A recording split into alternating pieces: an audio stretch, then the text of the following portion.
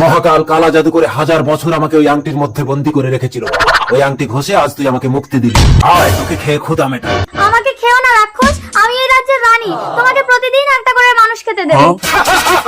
খেতে দাও, চলো খেতে দাও। রাক্ষস। আয় মহারানী, আজ এর পালা রাক্ষসের ভোগে যাওয়ার। মন্ত্রী, একে একে আমার রাজ্যের সমস্ত মানুষ তো ওই রাক্ষসের ভোগে চলে যাচ্ছে, কিছু একটা করো। রানীমা, আমাকে একটু বিষ দিন। কেন, রাক্ষসের ভোগে যাওয়ার আগে কি বিষ খেয়ে মরবি? হ্যাঁ রানীমা, তাহলে রাক্ষস আমাকে খেলে মরে যাবে। আরে ওই রাক্ষস আমার, ওর মৃত্যু নেই, চল আমাকে।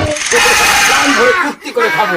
কাঁদিস না, তোর বাবা যদি আমাকে খেতে না দিতে পারে তাহলে আমার দুধ হবে কি করে? শুনুন শুনুন শুনুন, যে মহারানী রাক্ষসের ভোগে যাবে তাকে নগদ 5 মোহর দেওয়া হবে।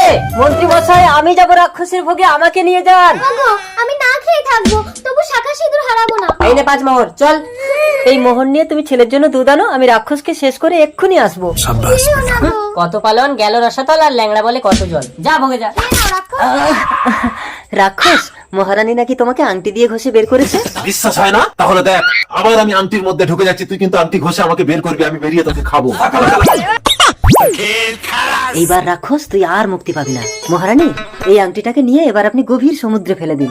আমার এই সাম্রাজ্যকে রাক্ষসের হাত থেকে রক্ষা করার জন্য তোমাকে অর্ধেক সাম্রাজ্য দান করলাম। জয় ল্যাংড়া রাজার জয়।